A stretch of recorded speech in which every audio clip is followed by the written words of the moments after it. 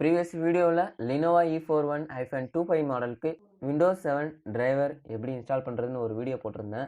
அதில் நிறைய கொஷின் கேட்டிருந்தாங்க. அதாவது யூஎஸ்பி டிரைவர் கரெக்டாக என்னால் இன்ஸ்டால் பண்ண முடியலை, இன்ஸ்டால் பண்ணாலும் ஒர்க் ஆகலைன்னு கேட்டிருந்தாங்க. இதற்கு ரீசன் நீங்கள் வேறு ஏதாவது ஆன்லைன் டிரைவர் ட்ரை பண்ணியிருந்தாலும் இல்லை ராங்காக இன்ஸ்டால் பண்ணியிருந்தாலும் இது ஒர்க் ஆகாது. ஓகே ஃப்ரெண்ட்ஸ், இந்த வீடியோவில் நம்ம என்ன பார்க்க போகிறோம் அப்படின்னு பார்த்தீங்க அப்படின்னா, ஈஸியான முறையில், அதாவது மிகவும் எளிதான முறையில் எப்படி விண்டோஸ் 7 இருக்கட்டும் இல்லை விண்டோஸ் 10 இருக்கட்டும் எப்படி டிரைவர் இன்ஸ்டால் பண்ணுறது தான் இந்த வீடியோவில் பார்க்க போகிறோம். மறக்காமல் தமிழ் மேகா டெக் சேனலை சப்ஸ்கிரைப் பண்ணி நோட்டிஃபிகேஷன் பட்டனை எனேபிள் பண்ணிக்கோங்க. Audio Jungle.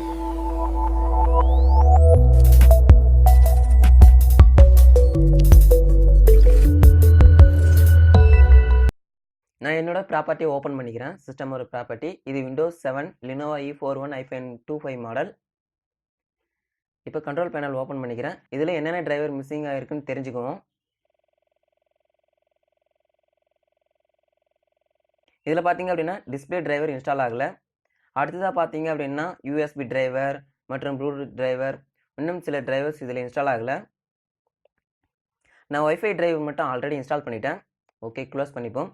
இந்த சாஃப்ட்வேர் நேம் பார்த்தீங்க அப்படின்னா டிரைவர் ஈஸி ப்ரோ.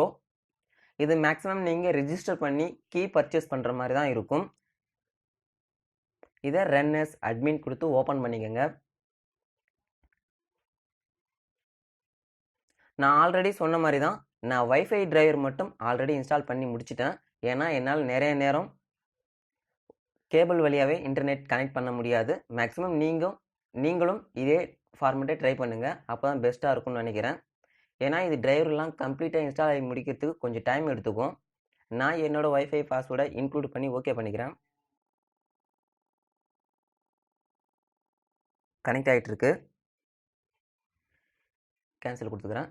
இது கனெக்ட் ஆகி முடிச்சதுமே நீங்கள் ஸ்கேன் நவ் அப்படின்ற இந்த க்ரீன் கலரில் இருக்கக்கூடிய ஸ்கேன் நவ் என்ற ஆப்ஷனை கிளிக் பண்ணுங்கள்.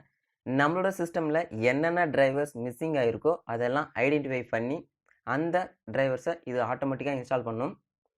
ஓகே, பார்த்தீங்க அப்படின்னா தெரியும் என்னோட சிஸ்டம் கொஞ்சம் டிரைவர்ஸ் எல்லாம் இன்ஸ்டால் ஆகலை. பார்த்தீங்கன்னா AMD USB 3.0 root hub and audio driver, அதுக்கப்புறம் பார்த்தீங்க அப்படின்னா வீடியோ டிரைவர், அதாவது கிராஃபிக்ஸ் டிரைவர், அதுதான் டிஸ்பிளே டிரைவர்னு கூட சொல்லலாம். அதுக்கப்புறம் பார்த்தீங்கன்னா சேட்டா டிரைவர், இந்த AMD USB 3.0 ஹாஸ்ட் கண்ட்ரோலர், இந்த டிரைவர் இன்ஸ்டால் பண்ணல தான் உங்களோட சிஸ்டமில் USB பென் டிரைவ் ஒர்க் ஆகாது. ஓகே, இப்போ அப்டேட் ஆல் கொடுத்தீங்க அப்படின்னா நம்மளோட டிரைவர்ஸ் ஆட்டோமேட்டிக்காக இன்ஸ்டால் ஆக ஆரம்பிச்சிடும். இந்த இன்ஸ்டாலேஷன் டைம் பார்த்தீங்க அப்படின்னா உங்களோட சிஸ்டமில் இருக்கக்கூடிய இன்டர்நெட் ஸ்பீடை பொறுத்தே அமையும். ஸோ அதனால் நீங்கள் இந்த ப்ராசஸ் முடிவு வரைக்கும் கம்ப்ளீட்டாக வெயிட் பண்ணுங்கள்.